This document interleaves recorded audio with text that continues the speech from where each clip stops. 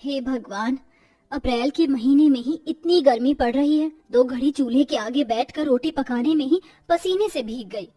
तभी बाहर धूप में बंधी सीमा की दोनों गाय गर्मी से रंभाने लगी। हे भगवान, आज तो मैं अपनी दोनों गायों को चारा पानी देना भूल ही गई। सीमा जल्दी से आंगन में जाती है, जहाँ दोनों गाय गर्मी से बेहाल जमीन पर मरियल जैसे पड़ी थी। वो दोनों को पानी पिलाती है और फिर बड़े ही प्यार से सहलाते हुए उन्हें चारा परोसती है। हीरा मोती, मुझे माफ कर देना, आज तुम्हें चारा पानी देने में देरी हो गई। ये लो, खा लो, अब मुझे खेत में जाना है। तभी दोनों गाय भी खेत पर जाने के लिए उठ खड़ी होती हैं। अरे मेरी गाय, तुम दोनों का खेत पर कोई काम नहीं। तुम दोनों ने खेत जोत दिया है। आज कल में तरबूज की खेती तैयार होने को है, फिर मैं तुम्हें भी मीठे तरबूज खिलाऊंगी। सीमा दोनों गाय से बहुत लगाव है। एक कच्चे से घर में ही वो अपने परिवार के साथ दुखों में दिन काट रही है। उसकी 2 बेटियां मालू और सुरभि है। पति सुरेश बिस्तर पर है और सास एकदम बूढ़ी हो गई है, इसलिए सबको खिलाने की जिम्मेदारी सीमा पर है। मालू, सुरभि, मैंने रोटी पका दी है, खा लेना, और दादी और पिताजी को भी खुद खिला देना। अच्छा माँ जी, मैं खेत पर जा रही हूँ। तभी बूढ़ी सास दुलारी बाहर धूप और गर्मी देखकर चिंता जताते हुए कहती है, बहू, एक आधी रोटी तो खा के जा। सारा दिन तपती धूप में तरबूज के खेत में काम करना है तुझको। खाएगी नहीं तो काम कैसे करेगी? तभी खटिए पर पड़ा सुरेश रोते हुए बोला, इतनी गर्मी में मेरी गर्भवती पत्नी को हम सबका पेट भरने के लिए कितनी मेहनत करनी पड़ रही है। अरे मैं तो मर्द कहलाने के लायक ही नहीं हूँ। अजी, सालों तक हम सबको तुमने कमा कर खिलाया है, अभी तुम बीमार भी हो, सब ठीक हो जाएगा। सीमा तपती धूप में तरबूज के खेतों में आती है, जहाँ ढेर सारे तरबूज उगे देखकर वो बहुत खुश होती है। मेरी इतने महीनों की मेहनत सफल हो गई। मेरे खेत के तरबूज कितने अच्छे हुए हैं। एक तरफ सीमा अपने तरबूज की खेती को देखकर बेहद खुश थी, तो वहीं उसका पड़ोसी चेतन जला भुना जा रहा था। अरे मैंने इस तरबूज की खेती में कितना खर्चा किया था, खाद पानी महंगे बीज सब लगाया, लेकिन फिर भी साला कंचा जैसा तरबूज उगा है। और ये साली सीमा अपनी तरबूज की खेती की खुशियां मना रही है। अपनी तरबूज की खेती बर्बाद होते ही चेतन गरीब सीमा की तरबूज के खेत को नजर पर चढ़ा लेता है। सीमा तरबूज तोड़कर बाजार में बेचने जाती है। लो, कर दिया 10 रुपए किलो। 10 रुपए किलो में एकदम ताजे रसीले मीठे तरबूज। अरे ओ तरबूज वाली, जरा 2 किलो देना तरबूज। ये लो भैया जी, ये वाला तरबूज 2 किलो का ही होगा। अरे काट कर दिखाओ, कहीं अंदर से हरा कच्चा निकला तो एक टुकड़ा खिलाओ पहले। सीमा तरबूज काटकर ग्राहक को चखाती है। अरे वाह, तुम्हारा तरबूज तो एकदम अमृत जितना मीठा है। देखो ऐसा करो, 5 किलो कर दो। वो क्या है ना, लंबा चौड़ा परिवार है मेरा। जी भैया जी। कुछ घंटे में गरीब सीमा के सारे तरबूज बिक गए। एक तरबूज बचाकर वो अपनी बेटियों के लिए घर ले आई। सुरभि, मालू, देखो माँ क्या लाई है, तरबूज लाल मीठे। अरे वाह माँ, आज तो हम तरबूज खाएंगे। सीमा ने तरबूज काटकर सबका हिस्सा लगा दिया। तरबूज खाते दुलारी रो पड़ी। माँ जी, आप रो क्यों रही हैं? खुशी के आंसू है बहू। कितने महीनों से हम प्याज रोटी खा खा कर पेट भर रहे थे, तरबूज खाने को दिल तरस रहा था, आज खाया है। सब बहुत खुश थे। इधर सीमा को भी लग रहा था कि जैसे अब सब कुछ सुधर जाएगा। उसकी सारी आस तरबूज के खेत पर टिकी थी। इसी बीच में चेतन ने उसके तरबूज के खेत को खरीदने के लिए लालच दी। सीमा, तू मुझे अपने तरबूज का खेत बेचेगी क्या?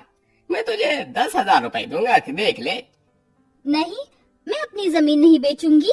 ये खेत मेरे पुरखों की अमानत है और ये तरबूज की खेती मैंने खून पसीना बहा कर की है। दोबारा कभी मेरे खेत का लालच मत करना, खुद खेती उगाना सीखो।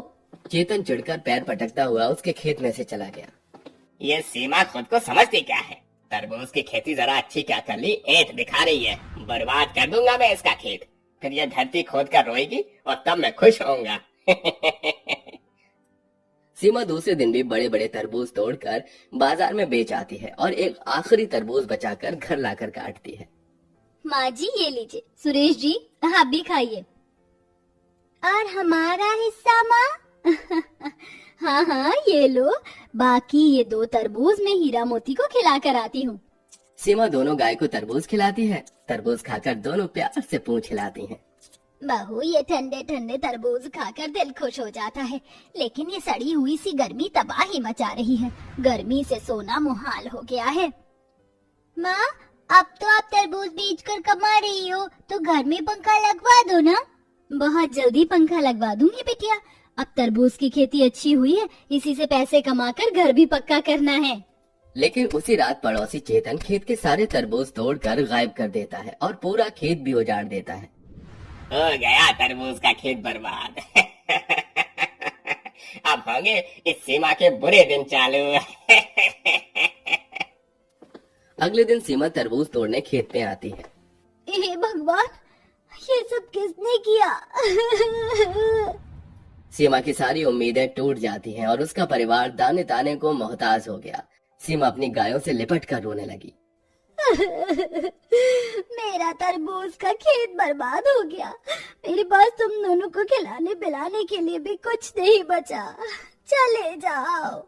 सीमा ने गायों का खोटा खोल दिया और उन्हें खदेड़ने लगी। तभी गाय एक दूसरे को देखकर बात करने लगी। मोती, वक्त आ गया है सच्चाई बताने का। सीमा दिल की भली है, हमें उसकी मदद करनी होगी। हाँ हीरा, तुम ठीक कहती हो। तभी एक रोशनी चमकते दोनों गाय सोने की बन जाती हैं और मुंह से बीज बरसने लगती हैं।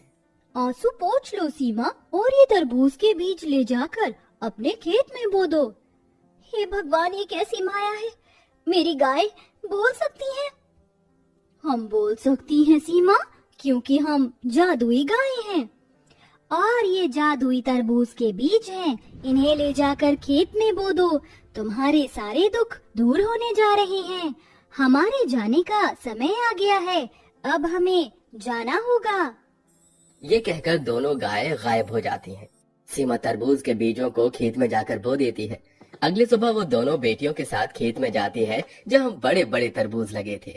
अरे वाह माँ, देखो कितने सारे गोल मटोल तरबूज उगे हैं, और ये वाले तरबूज कितने हरे चमकीले लग रहे हैं।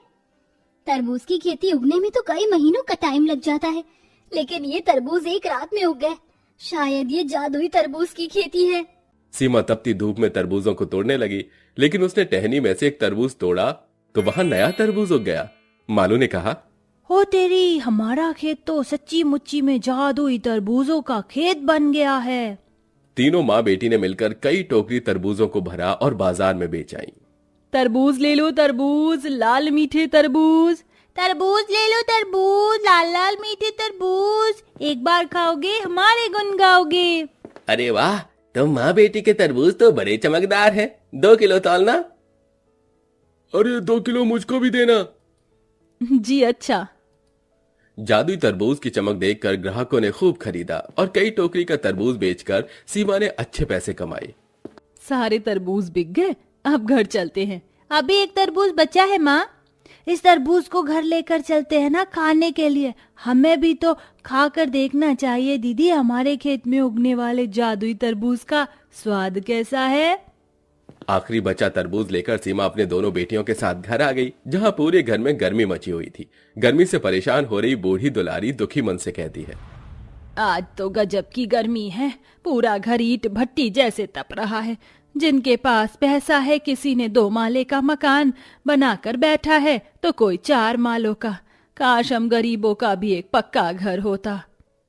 तभी उस जादुई तरबूज में से एक रोशनी आती है और झोपड़ी बड़ी तरबूज घर में बदल जाती है, जिसकी दीवारें तरबूज जैसी ही लाल हरी बनी हुई थी। हाय दैया, ये कैसा टोना टोटका वाला तरबूज लाई है तो बहू, हमारी झोपड़ी तरबूज घर बन गई। तभी तरबूज में आंख नाक मुंह बन गया और वो झट से बोला, मुझसे डरो मत दुलारी, मैं एक जादुई तरबूज हूँ। तुमने एक बड़े घर की इच्छा जताई थी, मैंने पूरी कर दी। अरे बहू, कहाँ से लाई है ये अजब गजब तरबूज? हाँ माँ जी, सीता मैया की दया से खूब जादुई तरबूज उगे हैं हमारे खेतों में, अब सब ठीक हो जाएगा। दुलारी ने डबडबाती आंखों से कहा, अरे बहू, इतनी बड़ी खुशखबरी, सूखे सूखे मुंह मीठा तो करा। सीमा ने जादुई तरबूज का टुकड़ा सास को खिलाया और उस दिन से रोज खेत में से जादुई तरबूजों को बेचकर बहुत पैसे कमाने लगी और सारी गरीबी मिटा ली।